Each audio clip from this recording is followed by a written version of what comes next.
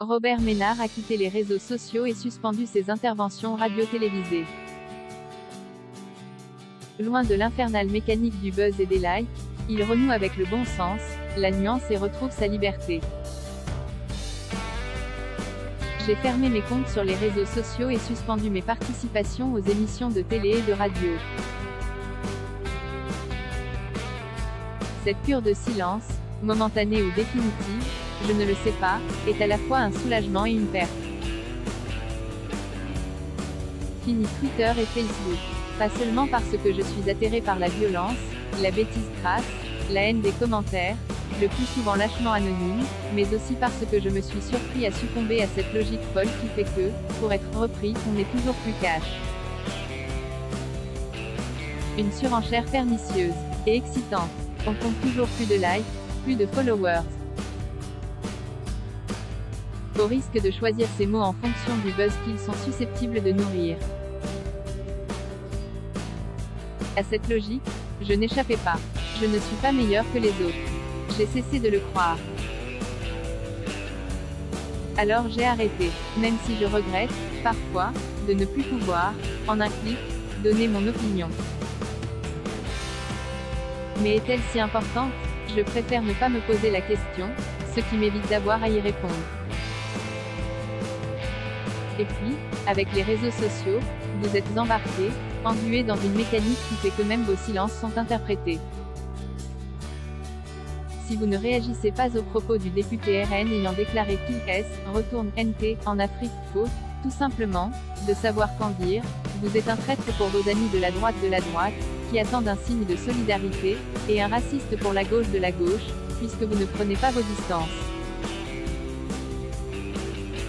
Et si vous rappelez qu'il est difficile de faire preuve de nuance en 240 signes, vous êtes définitivement classé parmi les lâches par les uns et les autres. À lire aussi, réseaux sociaux, quel souverain pour la déshumanité? Avec les médias traditionnels, c'est autre chose.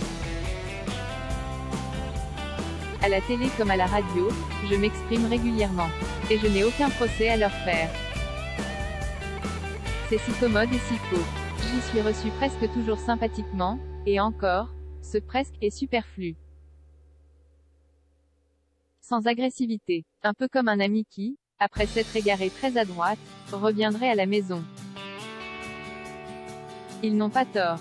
Mère depuis bientôt 9 ans, j'ai redécouvert le bon sens, le réalisme, la nuance. Bref, la revanche des choses sur les mots. Alors oui, c'est vrai, j'ai changé. Je l'ai dit sans détour dans ces colonnes 1. J'ai pris des positions, choisi des formules que je regrette, sans me chercher d'excuses. À nouveau bien accueilli dans les médias, pourquoi donc vouloir faire une pause, un pas de côté? Un ras-le-bol, ce serait excessif. Disons plutôt une lassitude, le sentiment de répéter les mêmes choses, et même d'être parfois une sorte d'imposteur. Interrogé sur nombre de sujets, j'aurais dû répondre, par honnêteté, que, sur certains, je n'avais tout simplement rien de très pertinent à dire. Je l'ai parfois fait. Pas assez tant c'est difficile à expliquer, on attend des politiques qu'ils aient réponse à tout.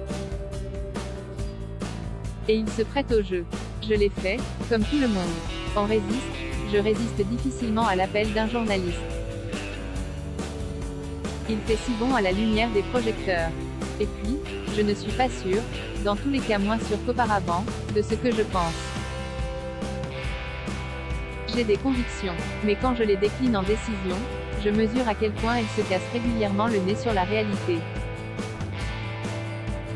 Je ne veux pas pour autant me réfugier derrière le sempiternel, c'est plus compliqué que vous ne le pensez, qui cache mal, le plus souvent, un abandon, une abdication. À cela, je refuse de me résigner.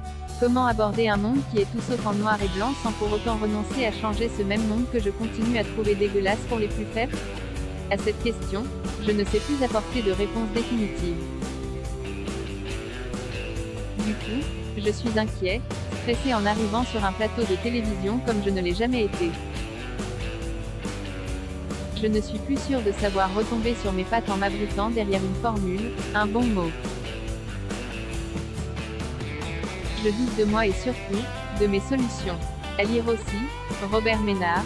Je préfère 50 ans de Macron à 1 an de guerre civile. En écrivant ces lignes, je me demande s'il n'y a pas une sorte d'indécence à expliquer dans un média pourquoi je prends, en ce moment, mes distances avec les médias.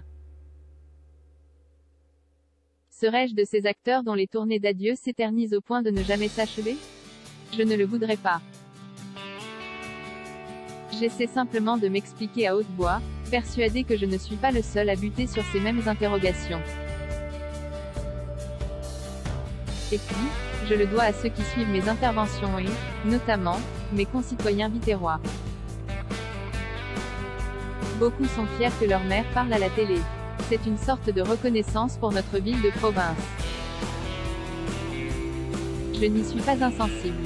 Comme, je dois bien l'avouer, au plaisir d'être reconnu dans la rue. Au fond, je veux être un élu, mais pas un politique. Un élu qui se bat pour que ses voisins vivent un peu mieux, et non un politique cadenassé par le qu'en dira-t-on de ses amis, de ses adversaires, de ses électeurs. Je veux parler de ce que je connais et pas à tort et à travers. Je veux être libre, tout simplement. Alors, je reprends ma respiration. Une bouffée d'oxygène. 1. Robert Ménard. Je préfère 50 ans de Macron à 1 an de guerre civile. Causeur numéro 101, mai 2022.